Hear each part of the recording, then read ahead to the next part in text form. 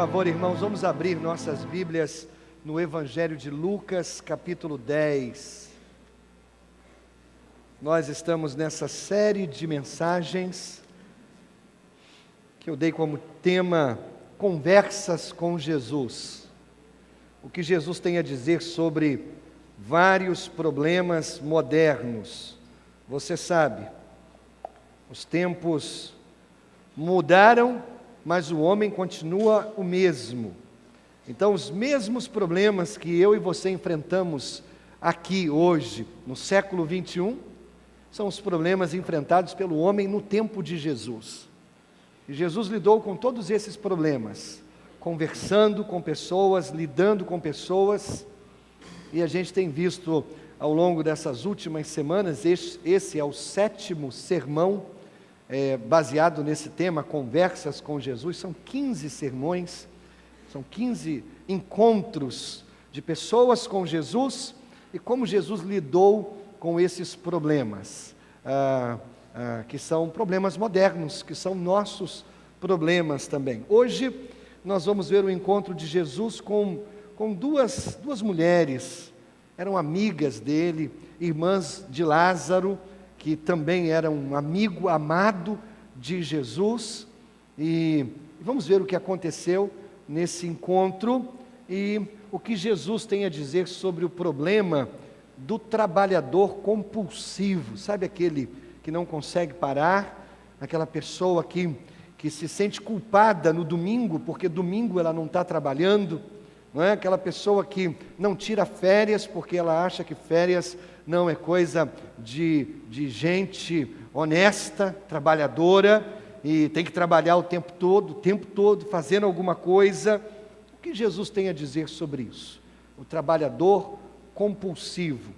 Então, Lucas capítulo 10, a partir do versículo 38, diz assim: caminhando Jesus e os seus discípulos chegaram a um povoado, onde certa mulher chamada Marta o recebeu em sua casa. Maria, sua irmã, ficou sentada aos pés do Senhor, ouvindo a sua palavra. Marta, porém, estava ocupada com muito serviço. E aproximando-se dele, perguntou: Senhor, não te importas que minha irmã tenha me deixado sozinha com o serviço? Dize-lhe que me ajude. Respondeu o Senhor: Marta, Marta, você está preocupada, inquieta com muitas coisas, todavia apenas uma única coisa, todavia apenas uma é necessária. Maria escolheu a boa parte, e esta não lhe será tirada. Cena tão simples, pitoresca, história tão conhecida na Bíblia. Jesus na casa de Marta e Maria, duas irmãs. E num determinado momento, ele está conversando com seus discípulos. Maria está sentada aos pés de Jesus, ouvindo a conversa, ouvindo seus ensinamentos. E aí Marta vem até Jesus e diz: Jesus, eu preciso de ajuda.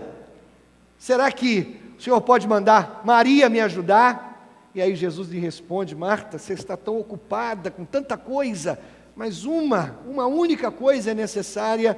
Maria escolheu a boa parte, e isso não lhe será tirado.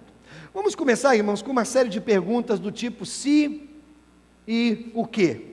Suponha que o pessoal do Lar Doce Lar, do Luciano Huck, você conhece?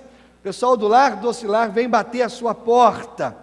Você vê a equipe de filmagem, você vê o próprio Luciano com aquele microfone, com aquela camiseta do Lar Doce Lar. Se ele lhe dissesse: eu tenho uma boa notícia para você, você se importa se eu entrar na sua casa, o que você faria?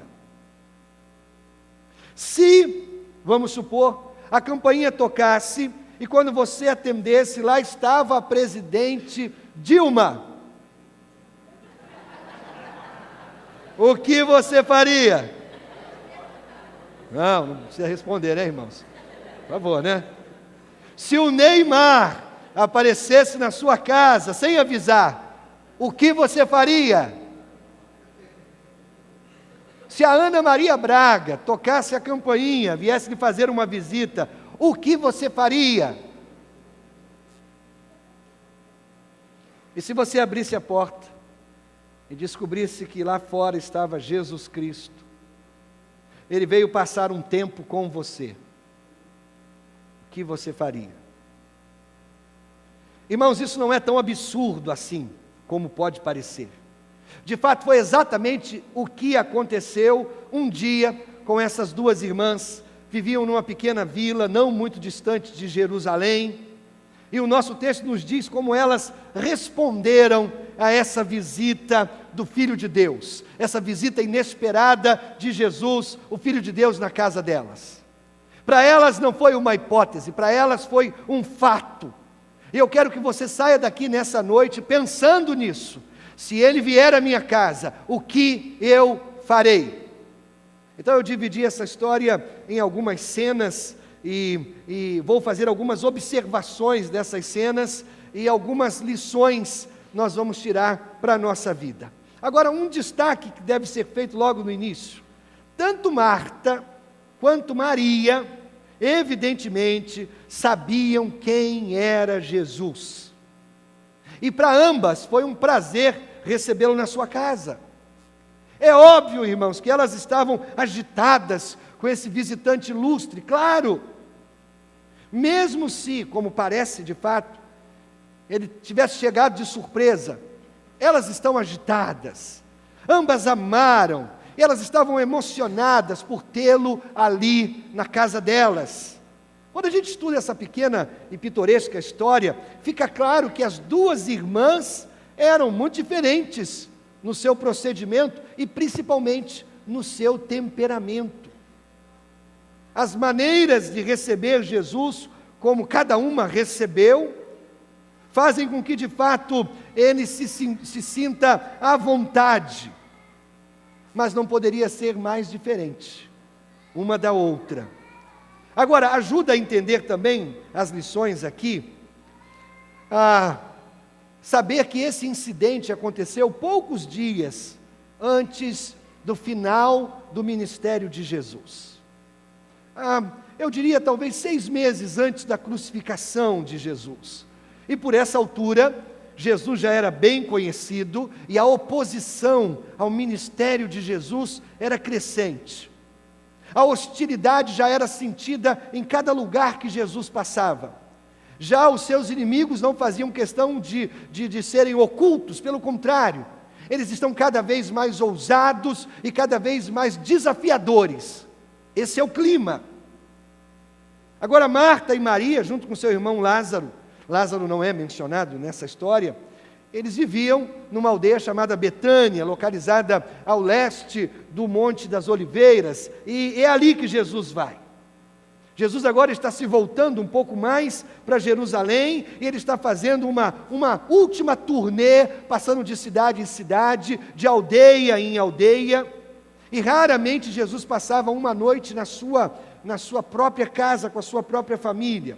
Na verdade, ele, como homem, não possuía uma casa, e ele dependia totalmente da bondade dos seus seguidores, da bondade dos seus discípulos, para atender todas as suas necessidades físicas. Ele é um mestre que vive sustentado pela bondade dos seus discípulos.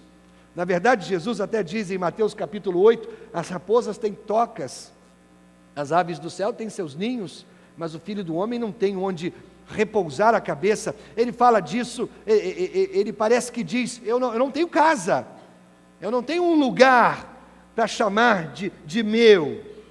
E mesmo algo tão simples como uma refeição caseira, seria para Jesus um deleite. Agora, irmãos, naqueles dias, a hospitalidade significa algo muito mais do que simplesmente abrigar alguém. A hospitalidade naqueles dias era algo muito mais significativo do que nos dias de hoje.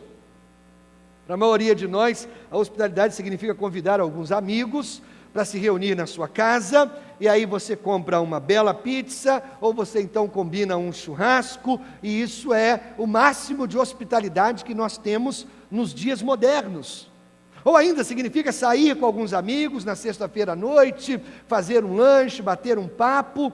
Mas veja, nos dias de Jesus, o lugar mais seguro para ficar era na casa de um amigo. É por isso que era considerado culturalmente importante receber estranhos na sua casa.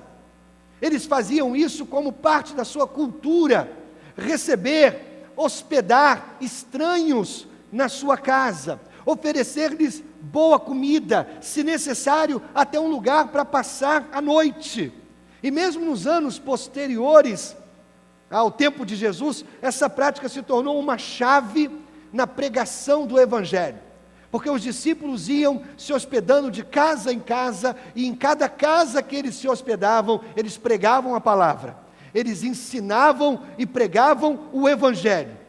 E eles iam alcançando cada vez mais famílias em lugares mais remotos e distantes do Império Romano. Agora, eu já mencionei que Marta e Maria eram discípulas fiéis de Jesus. Elas amavam Jesus. Elas queriam mostrar-lhe uma recepção adequada. Elas queriam dar a ele uma hospitalidade gostosa, confortável. Foi uma honra para essas discípulas receberem Jesus na sua casa, naquela noite. Eu acho que Jesus veio para a sua casa porque ele sabia que seria bem recebido na casa dessas discípulas. Ele seria muito bem-vindo. Era um refúgio seguro, era um refúgio agradável, daquelas nuvens de tempestade, sabe como? De pessoas perseguindo, de oposição ferrenha. Talvez Jesus pudesse pensar, quando eu estiver em Betânia, vou passar na casa dos meus amigos, vou passar uma noite lá, e esse seria um tempo de refrigério para o próprio Jesus. Agora, sobre esse texto em si, eu devo acrescentar que não há nada particularmente especial nesse texto. Não há nenhuma história oculta, não há nenhuma história nas entrelinhas. As palavras são simples. Não há problemas teológicos profundos, difíceis nesse texto. Jesus vem para casa, Marta reage de uma maneira, Maria reage de outra maneira, Jesus comenta a diferença, e isso é tudo. É tudo. Agora, irmãos, essa história simples confundiu e frustrou algumas pessoas. Talvez por causa da sua simplicidade, o desejo de tomar partido é muito grande. Qual irmã estava certa? Marta estava certa no que ela disse? Maria deveria ter feito mais do que apenas sentar-se aos pés de Jesus? São questões, e por trás dessas questões estão questões mais profundas, que envolvem algo de identidade pessoal, envolve algo de preferências individuais, e envolve algo de como nós podemos servir melhor ao nosso Senhor. Então vamos fazer alguns destaques nesse texto, para a gente aprender algumas lições. O primeiro destaque que eu faço é a missão de Marta. Chamo de missão de Marta. Vamos reler os versículos 38 e 40, dizem assim: caminhando Jesus e os seus discípulos chegaram a um povoado onde certa mulher chamada Marta o recebeu em sua casa. Maria, sua irmã, ficou sentada aos pés do Senhor, ouvindo a sua palavra. Marta, porém, estava ocupada com muito serviço, e aproximando-se dele, perguntou: Senhor, não te importas que minha irmã tenha me deixado sozinha com o serviço? Dize-lhe que me ajude. Talvez, irmãos, o melhor lugar por onde começar é com um olhar mais atento sobre Marta. Aqui está a minha opinião sobre a personalidade de Marta. Marta era bondosa, Marta era generosa, hospitaleira, trabalhadora, doadora, e no melhor sentido do termo, ela era uma excelente dona de casa. Marta também era uma líder nata. Ela sabe fazer muitas coisas ao mesmo tempo, e ela sabe fazê-las muito bem. Se ela é exigente, ela não exige nada dos outros, que ela também não exija de si mesma. Então ela é uma líder, e ela é uma líder exigente, mas ela é uma líder que exige para si, ou exige dos outros, o que ela exige de si mesma. Mas Marta é um tanto quanto temperamental, eu dizia até um pouco iracunda. Em suma, ela é aquele tipo clássico de temperamento tipo A. Ela é talentosa, ela é compulsiva, ela é exigente, ela é capaz de realizar um excelente trabalho. Se você quer que algo seja bem feito, peça para Marta fazer. Agora, antes de ir mais longe, mais fundo, eu quero dizer para você uma coisa em defesa de Marta. Independentemente do que possa parecer, é claro que Marta ama o Senhor, claro. E o que ela faz por amor genuíno, ela não faz por obrigação. Ela respeita Jesus tanto que, sem nenhuma hesitação, ela quer homenageá-lo, ela quer prestigiá-lo por estar na sua casa. E ela usa os seus talentos para preparar uma refeição deliciosa, uma refeição em honra a Jesus. Agora, os motivos do coração de Marta são puros, eu vejo pureza nos motivos. Mesmo a sua atitude, mesmo que a sua atitude não seja muito justa em relação a Maria, eu vejo pureza no coração de Marta. Provavelmente a cena aconteceu assim. Quando Jesus chegou, Marta correu para a cozinha. E aí ela começa a preparar uma refeição. Enquanto isso, Maria fica lá na sala e recebe Jesus e dá o melhor lugar para Jesus sentar. E ela senta aos pés de Jesus e ela começa a ouvir o que Jesus está falando com ela e com seus discípulos. Eu acho que a gente pode até assumir que os discípulos estavam com ele, os 12 estavam com ele. E aí, Marta imediatamente começa a preparar uma refeição, e uma refeição das suas receitas preferidas. O que eu vou fazer? O que eu vou fazer? Eu vou fazer esse tipo de carne. Eu até vejo, João, você lá na cozinha como Marta. Eu vejo o João, gosta de cozinhar. E pensando assim, qual prato eu vou fazer? Puxa, é Jesus que veio à minha casa. Então, eu vou procurar as minhas receitas favoritas. Vou procurar, vou fazer isso aqui. Ela tem um coração de servo. Ela quer servir. E ela não se importa com o tempo, ela não se importa com o esforço. É um dom de amor a Jesus. Mas, irmãos, conforme o tempo foi passando, ela fez muitas coisas ao mesmo tempo. Ela estava preparando os guardanapos, ela estava vigiando o assado no forno, ela estava fazendo o purê de batatas, ela estava preparando a salada, ela estava arrumando a mesa do jantar com os talheres, e ela ainda fez alguns pães caseiros, e ela começa a preparar uma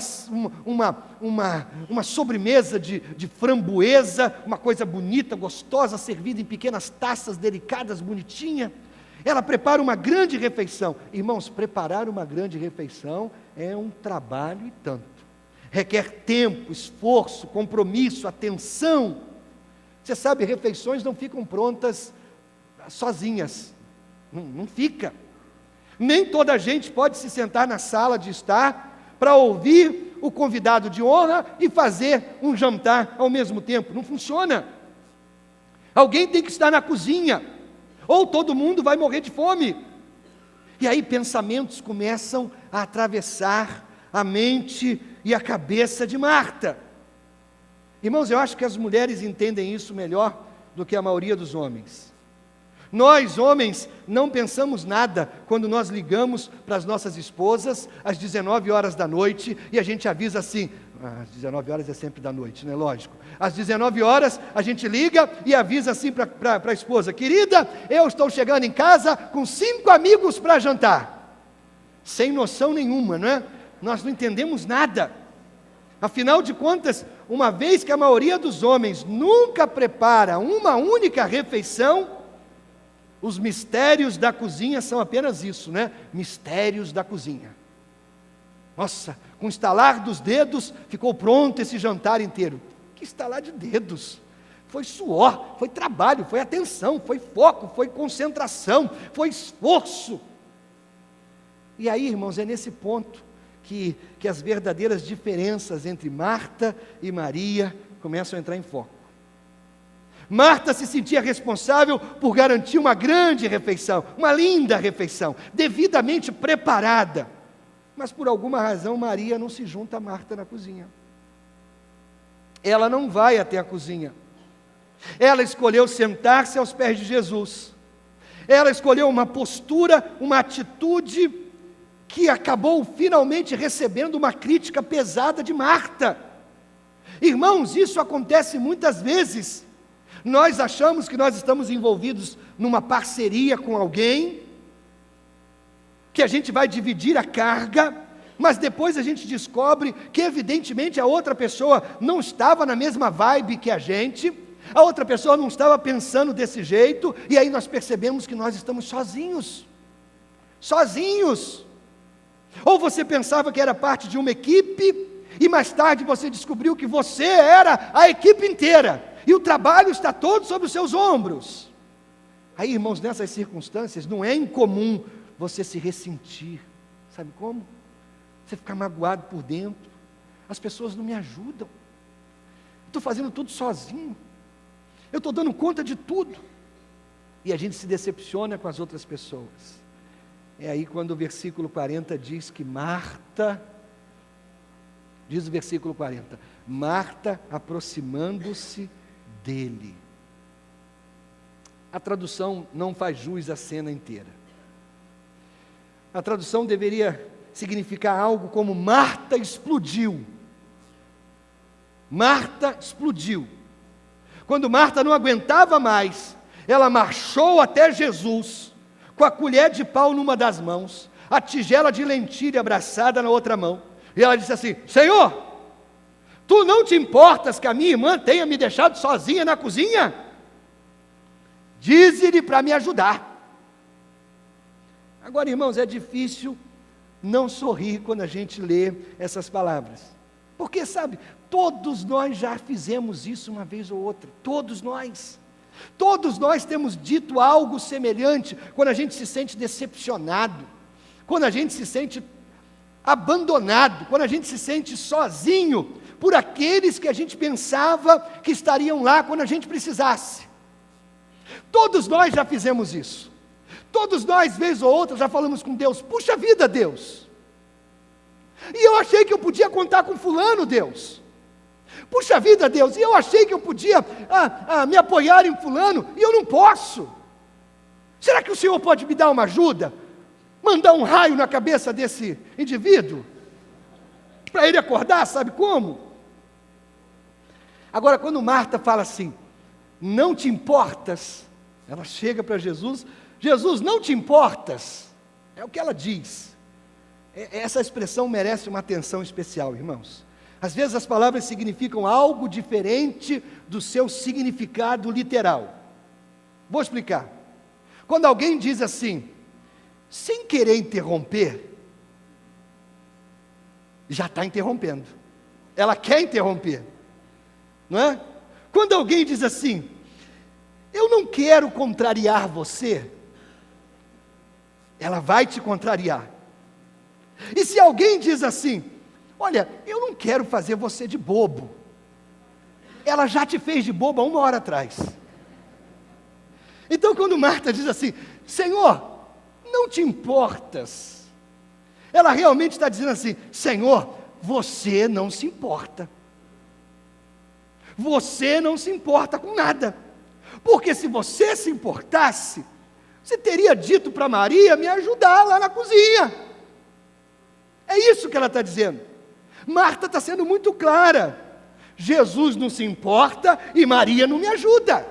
Ela está sendo clara, ela tanto critica Jesus, quanto culpa sua irmã, e debaixo disso estão seus verdadeiros problemas. Os verdadeiros problemas de Marta: expectativas irreais, prioridades equivocadas e raiva mal direcionada. Dizendo de outra forma, o problema de Marta é que ela não acha que tem um problema, mas tem. Ela acha que todo mundo tem um problema, mas ela não. Então, enquanto ela puder culpar alguém, ela não tem que enfrentar o próprio problema. Enquanto ela puder colocar a culpa em outra pessoa, ela não vai olhar para o próprio coração. Enquanto ela puder encontrar o culpado, ela não vai se sentir culpada. Pelo contrário, ela vai se sentir injustiçada o tempo todo, ela vai se sentir perseguida o tempo todo, ela vai se sentir desprezada e abandonada o tempo todo. Mas o problema não são as outras pessoas, o problema está exatamente com ela. Ela está ocupada, mas ela não está abençoada. Jesus veio à sua casa e ela está tão estressada que a alegria de receber Jesus foi substituída pela frustração, foi substituída pela raiva. Curiosamente, o desejo de servir a Jesus realmente sugou o tempo com ele. O bom é o pior inimigo do melhor. Anote isso na capa da Bíblia. O bom é o pior inimigo do melhor. A maioria de nós se identificaria com Marta. Aqui estão 13 homens, Jesus e os discípulos, famintos, chegaram para o jantar. Muito trabalho a ser feito. O alimento deve ser comprado, preparado, cozido, arrumado, servido. Em seguida, tudo tem que ser limpo, guardado, e a cozinha arrumada, a mesa limpa. No mínimo, isso iria envolver várias horas de trabalho duro. Alimentos não ficam prontos sozinhos. Alguém tem que tomar conta do assado, alguém tem que descascar as batatas. Então, visto dessa perspectiva, Marta é apenas uma anfitriã responsável. Essa é a missão de Marta. Agora vamos para outra observação, e eu quero que você observe a posição de Maria. A posição de Maria. O versículo 39 diz assim: Maria, sua irmã, ficou sentada aos pés do Senhor, ouvindo a sua palavra. Irmãos, evidentemente Maria já conhecia Marta, a irmã dela. E aí quando Marta vem com a panela de lentilha, a colher de pau na mão, e desafia Jesus, e critica Maria, o que Maria faz? O que toda irmã sábia e caçula tem que fazer: cala a boca. Cala a boca. Deixa a estressadinha falar. Não é? Então, irmãs caçulas, aprendam isso. Deixa a mais... Por que Marta era mais velha? Porque diz que a casa era de Marta. Ora, a casa é da mais velha, não é? Então a casa era de Marta, Marta era a mais velha. Maria não disse palavra alguma quando Marta confrontou Jesus. Boa ideia. Agora, o que ela poderia dizer para acalmar Marta? Nada. Maria aparece apenas 3 vezes nos evangelhos: Lucas 10, João 11 e João 12, só 3 vezes. 3 lugares ela é mencionada, está sempre no mesmo lugar.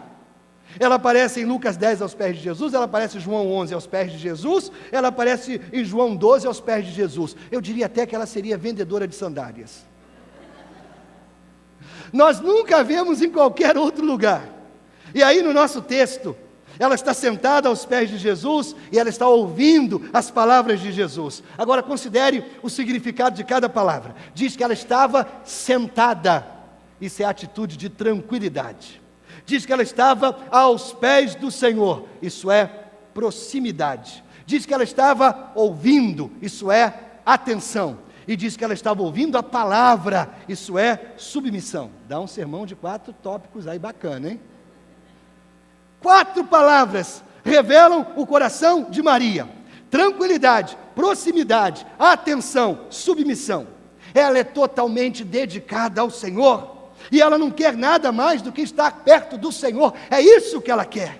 Ouvir é trabalho árduo, irmãos. Ouvir é trabalho árduo. Não é fácil se sentar numa sala de aula ou num templo como esse aqui e ouvir atentamente alguém por 20, 30, 40, 50 minutos. Meu Deus, esse sermão não acaba.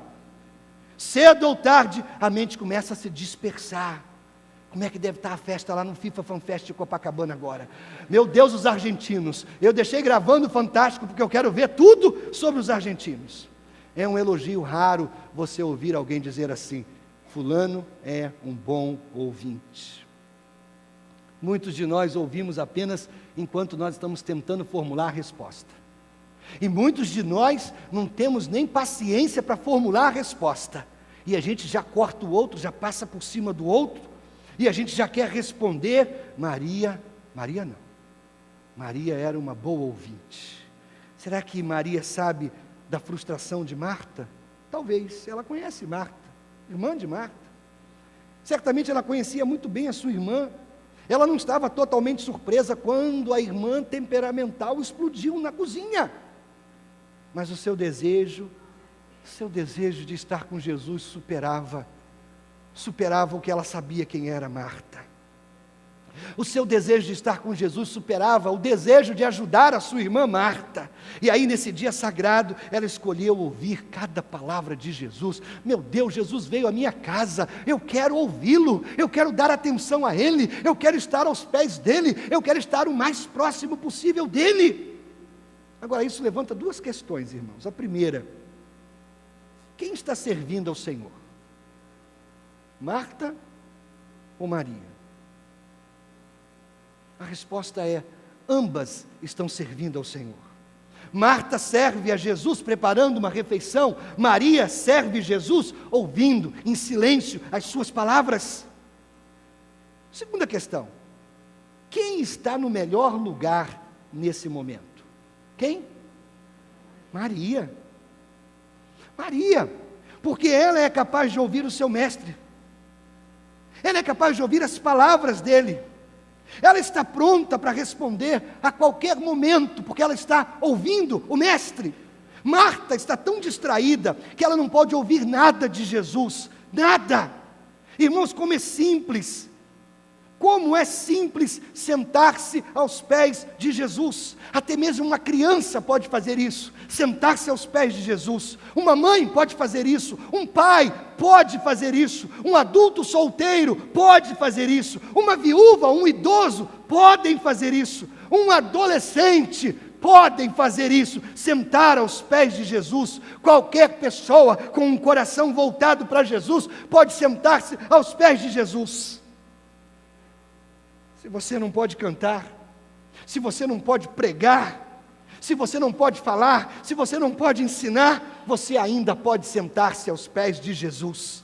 Se você não tem dinheiro, se você não tem abundância de talentos, você ainda pode sentar-se aos pés de Jesus, calmamente, tranquilamente. Quem quiser pode fazer o que Maria fez naquele dia, sentar-se aos pés de Jesus, a qualquer hora, em qualquer lugar.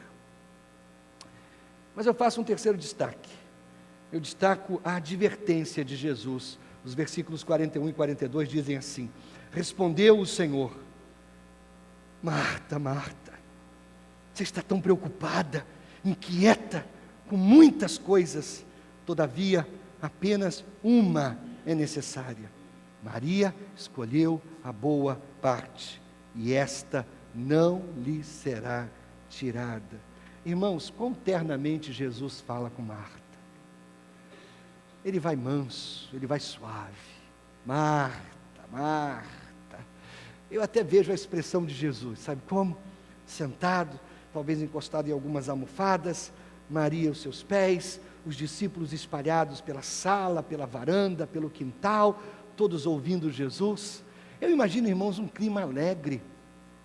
Para mim, irmão, Jesus não tem aquela cara fechada, sabe como? Sempre sisudo, sempre pronto a bater o cajado na cabeça das pessoas. Eu vejo Jesus à vontade, ali tranquilo.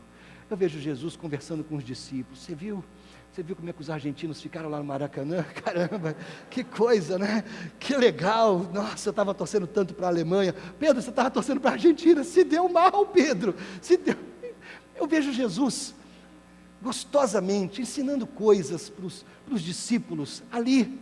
E aí Marta vem atarefada, e Marta dá aquela bronca. E eu vejo Jesus calmamente dizendo: Marta, Marta. Ele sabe o nome dela, ele repete o nome dela 2 vezes, para garantir o amor dele, a simpatia dele por ela. Ele sabe como ela se sente, ele entende a frustração do coração dela, e mesmo essas suas palavras de reprovação, a atitude dela, a calor, a compaixão, É assim que o Senhor faz, irmãos. A gente olha para o nosso Deus hoje e a gente diz assim: Deus vai pesar a mão sobre você, porque você errou, porque você vacilou, porque você pecou, você desagradou o coração de Deus. Deus vai pesar a mão sobre você. Muitas e muitas e muitas vezes Deus vai dizer: Arlênio, Arlênio. Deus vai dizer: Celeste, Celeste. Ele vai mostrar compaixão, Ele vai mostrar amor, mesmo quando Ele nos reprova. No versículo 40 nós lemos que Marta estava ocupada com muito serviço. A versão revista e corrigida usa uma palavra pitoresca para descrever essa ocupação toda. Ela diz assim: Marta estava distraída. Uma palavra antiga relacionada com a nossa palavra moderna, sobrecarregada. Estar distraída significa estar muito sobrecarregada, como se estivesse vestindo um paletó de concreto. Sabe como? Um paletó de concreto. Pesa, sobrecarrega. A palavra grego é perispal, significa uma mente puxada em 1000 direções. É assim que está Marta. Um momento ela está ocupada com o assado, depois os pães, em seguida com a sobremesa. No momento seguinte ela está perguntando por que Maria não vem ajudá-la, e Jesus disse que ela estava com uma mente preocupada, uma mente inquieta. A palavra preocupada tem a ideia de uma mente em pedaços. Em pedaços. A palavra inquieta significa causar problemas, ou seja, ela está pronta para dizer o que pensa e espalhar dor por todo lado. Você já esteve assim?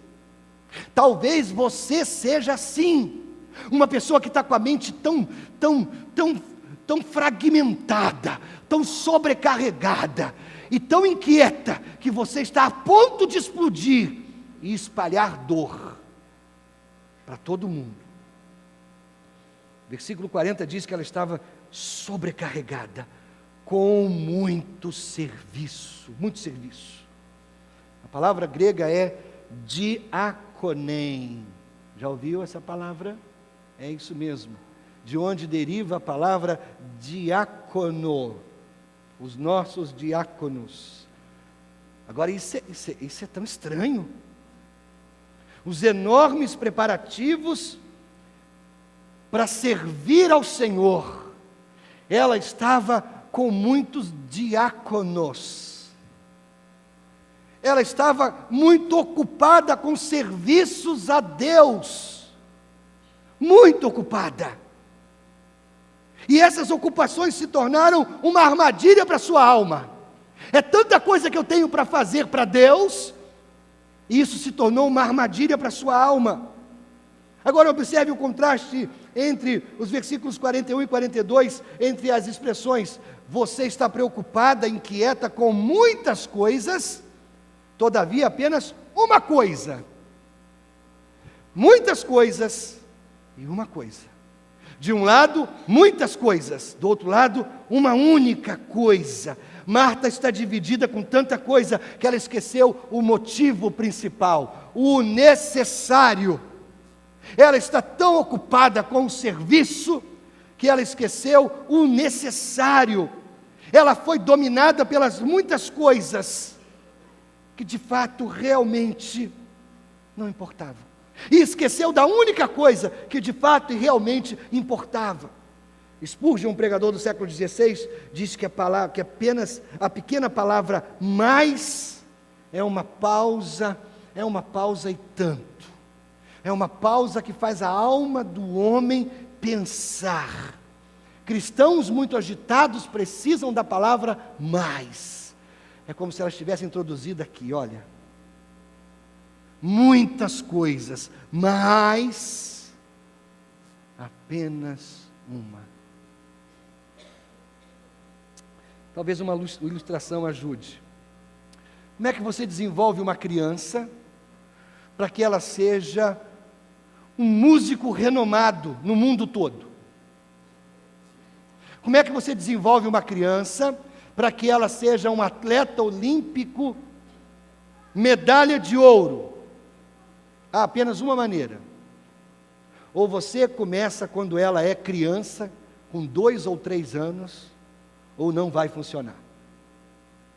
Alguém tem que dizer para essa criança: uma coisa apenas é necessária, e tudo mais vai ficar em segundo lugar. Levante-se cedo, pratique por horas a cada dia, semana após semana, ano após ano, até que você se torne um medalhista olímpico.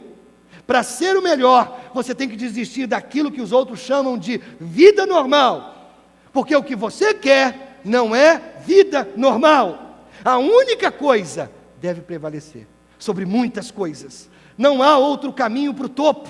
Então o que Jesus está dizendo aqui? Ele diz algo do tipo: Marta, você está tão ocupada me servindo, que você não tem tempo para eu servir você.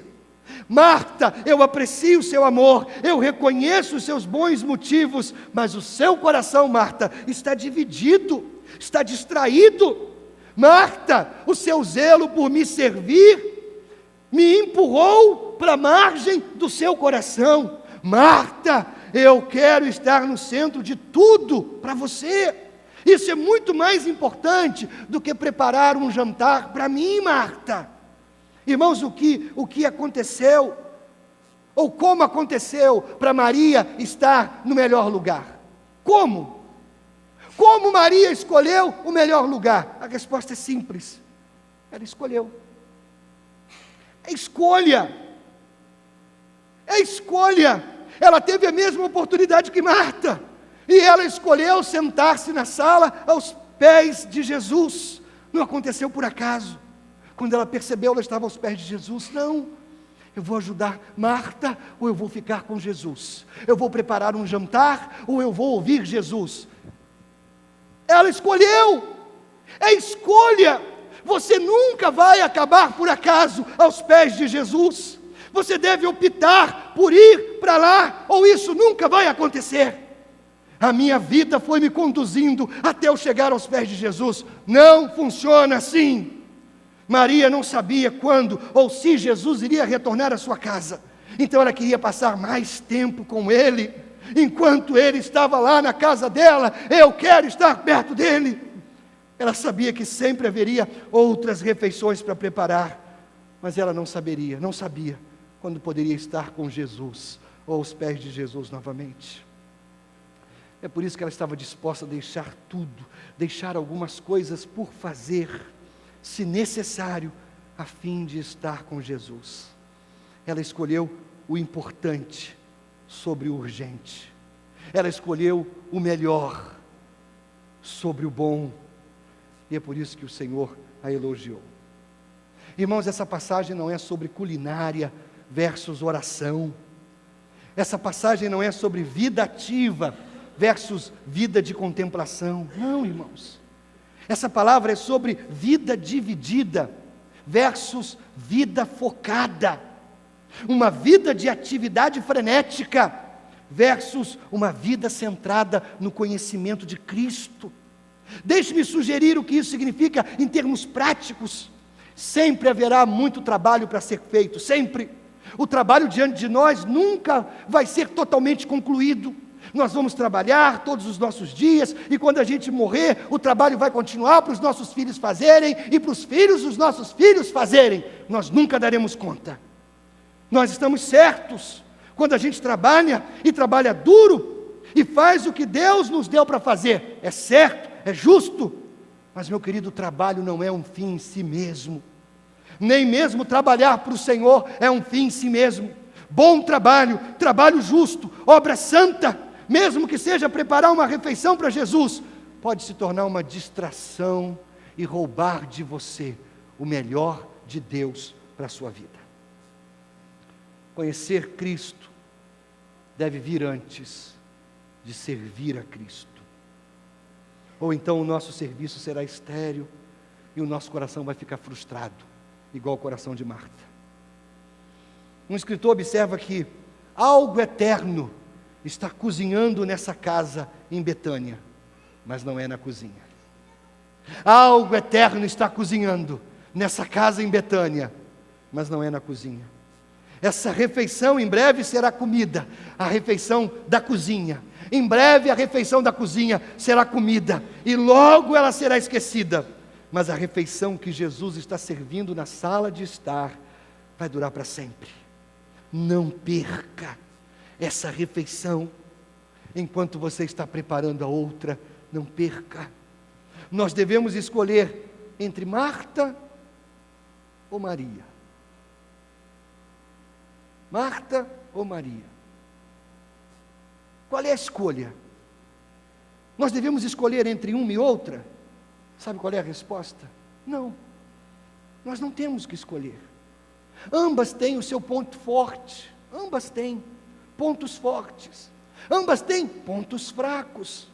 Se você estivesse num navio e o navio estivesse afundando, sabe o que Maria iria dizer? Maria diria: eu vou orar. Sabe o que Marta iria dizer? Eu vou procurar o bote salva-vidas. As duas estão certas. Você entende? As duas estão certas. Agora, eu amo a frase final do texto. Jesus declara que o que Maria ganhou não lhe será tirado. O que ela ganhou não será tirado. O que ela ganhou é para sempre. Ambas refeições vêm e vão. As refeições vêm e vão. Mas a refeição que Maria recebeu lá na sala, que vinha do coração de Jesus, essa não passa, não lhe será tirada. Às vezes as mães se queixam dos seus filhos. Elas dizem assim: eu trabalhei por horas para preparar uma boa refeição, em seguida ele foi embora, ou a refeição foi embora em 10 minutos. É assim mesmo. Mas, meu querido, o tempo com Jesus é seu para sempre. Tenho certeza que Maria nunca esqueceu aquele dia maravilhoso, quando ela se sentou aos pés de Jesus, bebendo e comendo cada palavra dele. Então a conclusão dessa história é sobre o perigo da distração ao fazer coisas boas. A única coisa que mais precisamos é sentar aos pés de Jesus. E isso não vai acontecer por acaso. Ou você escolhe isso, ou não acontece. Não acontece. Os outros nem sempre entendem isso. Nem sempre entendem. Incluindo por vezes os nossos entes queridos. Você vai à igreja demais. Você está muito envolvido com a igreja. Você está orando muito. Você está lendo demais a Bíblia. Você tem que se dedicar a outras coisas. As pessoas não vão entender isso. Mas e a refeição? Alguém tem que preparar a refeição. Alguém tem que ir para a cozinha. Nós não podemos, todos nós, sermos místicos, sonhadores como Maria. Claro que não. Mas Marta poderia ter anulado a refeição, ou ela poderia ter preparado algo mais simples para poder aproveitar o melhor daquela noite. Ou Marta poderia ter se regozijado pela sua irmã, que estava aos pés de Jesus, sua irmã que teve uma oportunidade maravilhosa, sua irmã que teve um privilégio maravilhoso, mas ela critica a irmã, ela vai contra a irmã. Pense nisso dessa maneira. Marta queria que Maria fosse como ela, mas o Senhor não concordou com isso. Marta é Marta, Maria é Maria. E ele simplesmente elogiou Maria por escolher a melhor parte naquele dia. Marta seria sempre Marta.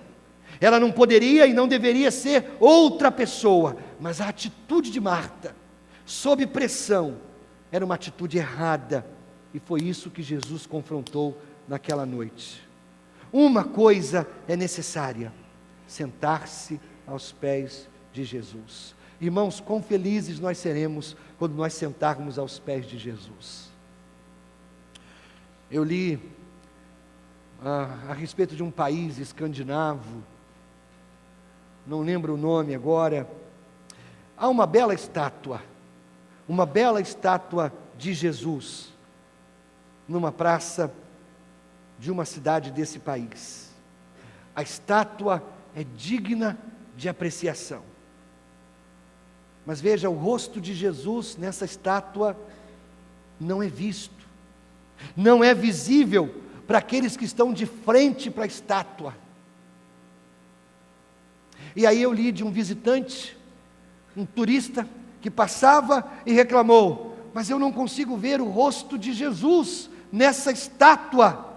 E aí um morador da cidade lhe disse o segredo: você precisa se ajoelhar aos pés dele para ver o rosto dele. Ajoelhado aos pés para ver o rosto. Irmãos, isso é para todos nós. É fácil perder a nossa perspectiva quando nós estamos servindo ao Senhor. Nenhuma quantidade de serviço para Jesus pode substituir o valor de estar aos pés de Jesus. É certo, sirva o Senhor, mas primeiro, ouça o Senhor. Ouça o Senhor. Você viu o Evangelho nesse texto? O Evangelho está lá, claramente. Nós não somos salvos por fazer. Nós não somos salvos pelas obras. Nós não somos salvos nem pela obra de Deus que nós fazemos.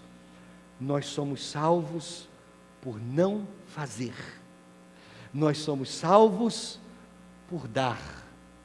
Não por dar, mas por receber.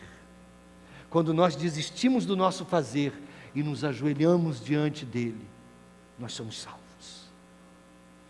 Eu termino esse sermão fazendo uma conexão entre essa história e o Natal. Eu vi isso essa semana tão claramente enquanto eu estudava esse texto. Há uma conexão dessa história com o Natal. Nessa história, Jesus veio à cidade de Betânia. E ele foi à casa de Marta e Maria. Alegrem-se, Martas e Marias! Jesus chegou a Betânia e ele vai à sua casa. No Natal, Jesus veio ao mundo e ele quer ir à sua casa. À sua casa. Eu não conseguia ver conexão entre esses dois fatos. Jesus chegando em Betânia e Jesus chegando ao mundo.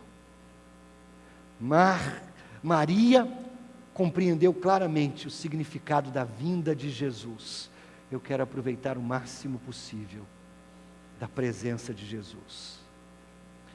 Eu comecei esse sermão perguntando para você: o que você faria se abrisse a porta e Jesus estivesse parado ali, à sua porta? O que você faria? Pois bem, Jesus está aqui agora. A Bíblia diz que ele bate a porta do seu coração. E a Bíblia diz em Apocalipse: aquele que ouvir e abrir, eu entrarei e cearei com ele. Jesus está batendo a porta do seu coração. Você já permitiu que ele entre e viva com você? Curve a sua cabeça, feche seus olhos. Ele vem nesse momento sagrado e ele pede para passar um tempo com você.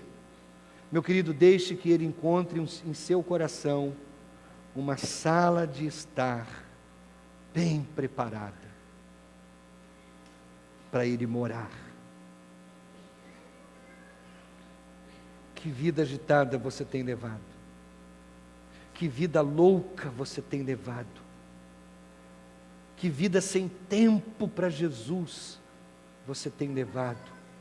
Como isso tem minado as suas forças.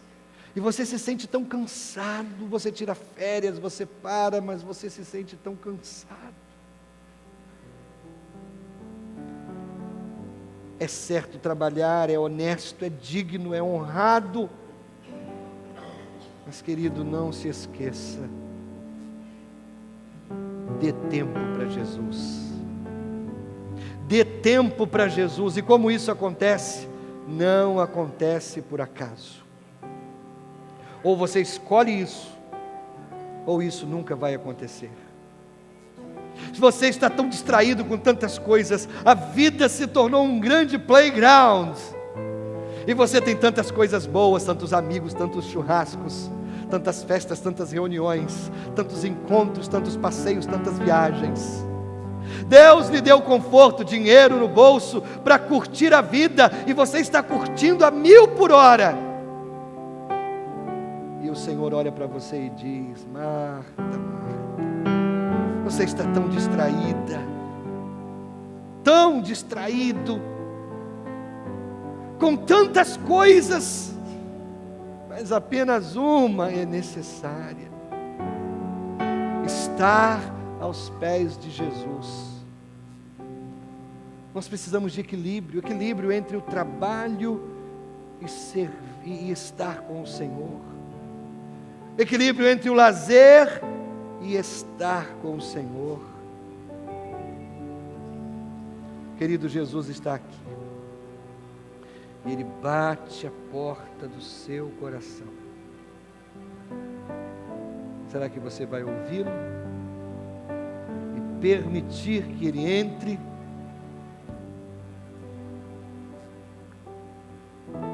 Cabeça curvada, os olhos fechados. Deixe-me lhe fazer uma última pergunta.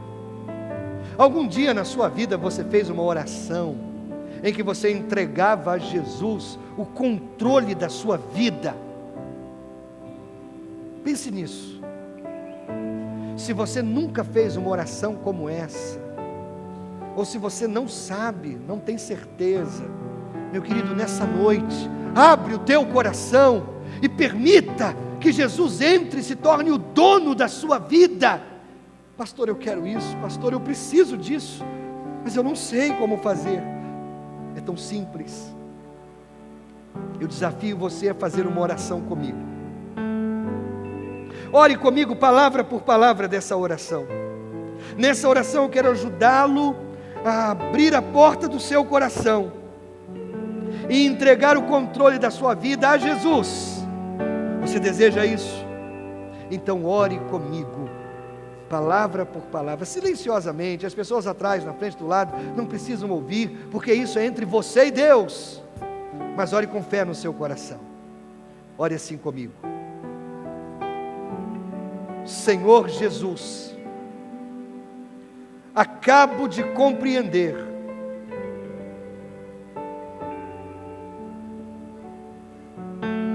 o quanto preciso de Ti.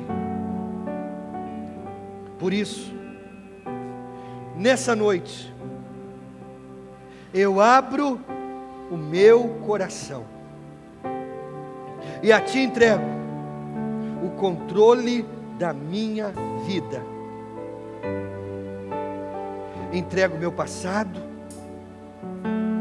entrego o meu presente e entrego o meu futuro. Quero viver contigo, quero estar aos teus pés todos os dias.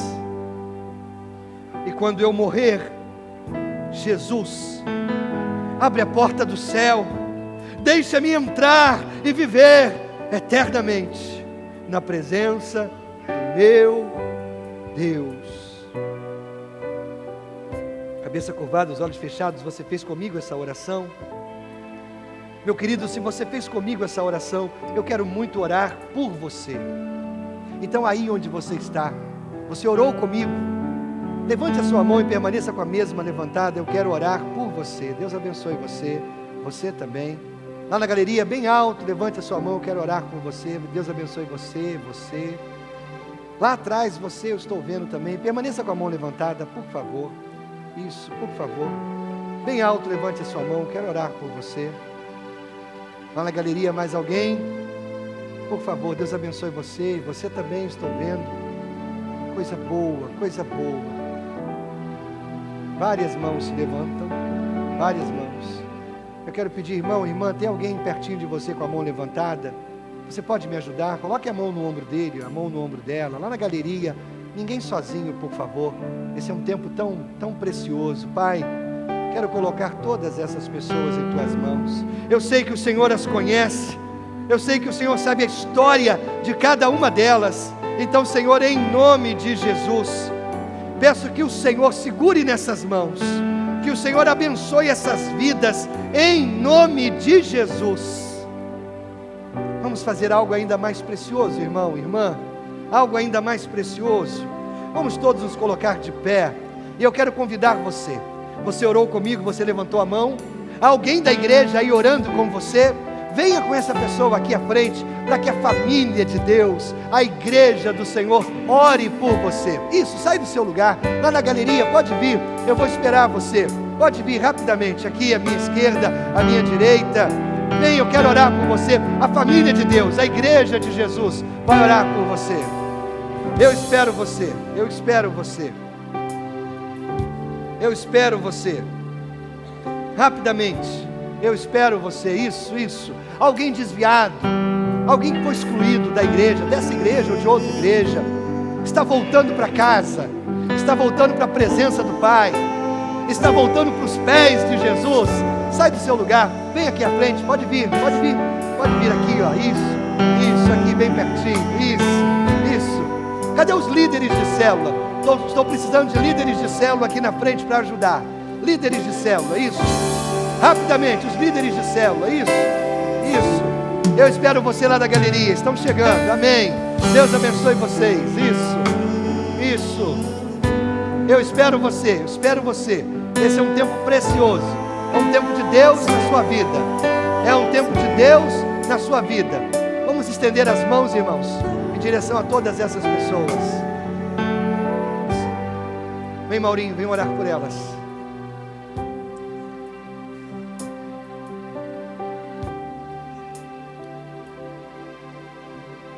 Deus, que maravilha. Como é bom, Deus, ver vidas se rendendo aos teus pés. Como é bom, Deus, ver vida dizendo: Senhor, seja bem-vindo na minha casa. Pai, eu peço, Pai, que o Senhor nesta noite, Pai,